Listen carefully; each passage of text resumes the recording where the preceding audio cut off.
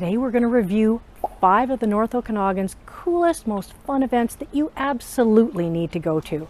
And we're starting now.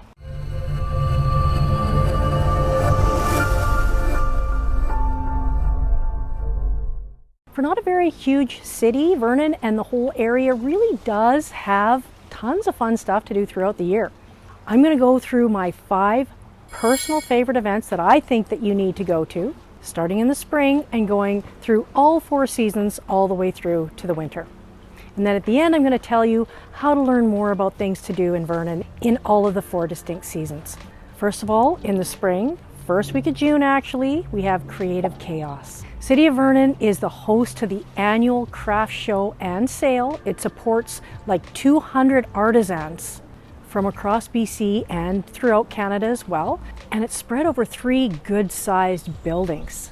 There's a bunch of outside entertainment under the tent. There's a nice big food fair, which is great. Creative Chaos itself began in 1971 as a 2-day art exhibition, actually, where they had porcelain and ceramics, and it was held just at the Vernon Rec Center in the auditorium. Then the following year it expanded to 3 days and included food, demonstrations of like weaving and arts and pottery and dance and singing and all those sorts of things.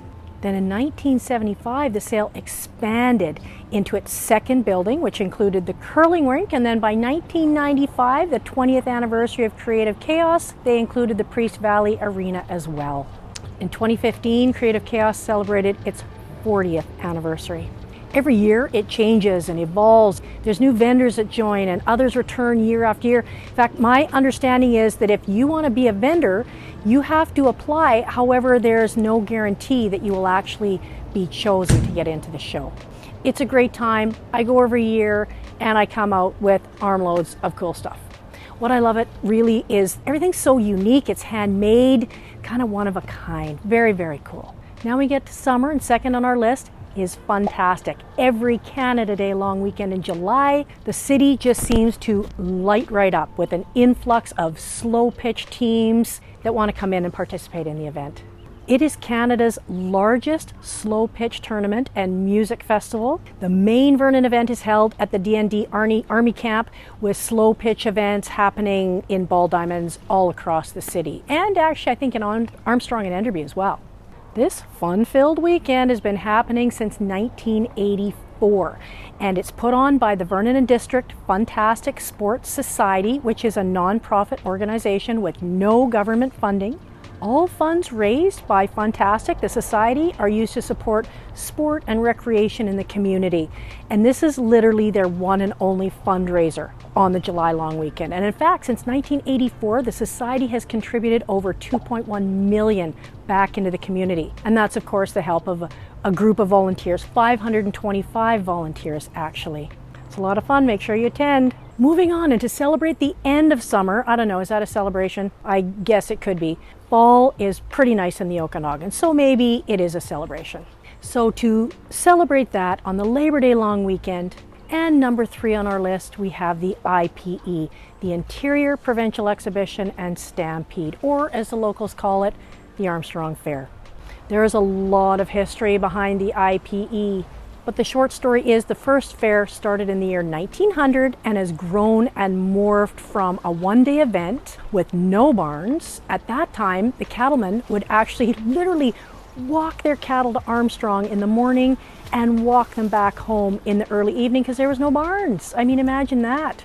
And over the years, the barns were built, barns burned down, they were rebuilt, there were numerous name changes for the festival, more animals and events were added, and ta-da! Now it's a huge event that we have today. Now there's barns where you can see all the prize animals, all the exhibits, the rodeo where you can see the animals and the cowboys perform, and cowgirls. There are music stages, and they usually get some great bands, actually. The Midway, which of course is a main attraction, huge popular attraction for the younger folk, and then tons of food, barn dances, and so many other attractions as well. There's always a theme each year, by the way, which adds to kind of the charm of the whole event. It's really fun. Labor Day long weekend. You should go. But get there at a decent time. You got to get a parking spot because that's a bit of a challenge for sure. The following month and squarely into the fall season, starting October 1st and running through the entire month of October. And number 4 on our list is the Pumpkin Patch at 642 St. Anne's Road in Spellmachine. We love the Pumpkin Patch. In fact, we love it so much that we have our Client Appreciation charity event every year in October at the Patch. If you'd like to attend for some food, drink, and free pumpkins, let us know and we will be happy to hook you up. The Pumpkin Patch, despite the descriptive name, is not only about pumpkins. Au contraire, it is about squash for $1. $1 for a squash, no matter what the size. That is a deal. Then there's decorative corn, corn stalks, gourds are also for sale. The Glaykars who own the Pumpkin Patch, some of the nicest people you will ever meet. They started the Pumpkin Patch over 20 years ago. The whole idea was to have a place for families to come and enjoy the pumpkins. Gives the kids the opportunity to learn how they grow, a chance to pick out their own special great pumpkin, bring that home, and then also create their special jack-o'-lantern, of course.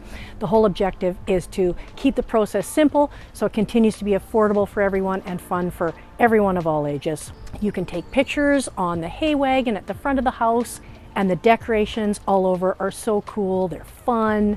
I don't know how much time it takes to place the pumpkins all over the place. I just can't believe the incredible effort they put into making this such a fun place for people to come and enjoy every single year. I know it's one of my favorite places. As I say, we love this beautiful place and we get to spend time there every October. I love it. Don't miss out. Last but not least, we end up in the winter season. Another season where the North Okanagan really shines, actually. I mean, if you ski or snowboard or just like snow, number 5 on our list is the Winter Carnival. The Vernon Winter Carnival Society is a non-profit organization that was formed in 1961. It's been in operation ever since for over 60 years. It's the largest winter carnival in Western Canada, actually. It's a 10-day winter festival that's held at the beginning of February when people are going stark raving mad because of the cold and the inversion in Vernon, and they just need something to do. They need some fun, they need some hope. There are over 150 events happening during that 10-day period, so there is definitely no shortage of things to do for everyone, all ages. There's live music, there's skiing, snowshoeing, curling, beer and wine tastings, that's for the adults, food, it's just some of the features of the festival. There's so much more. Some of the really special events that come every year, the Hot Air Balloon Festival, the BC Championship Snow Sculpture Competition up at Silver Star, and of course, Jopo House. Now, Jopo's the Winter Carnival kind of mascot, I guess you'd say. And then the Winter Carnival Parade, of course, that's Okanagan's only winter parade, and that happens right in downtown Vernon. It's cold, but still, it's fun. And people put a ton of effort into their floats. It's great to see the community spirit.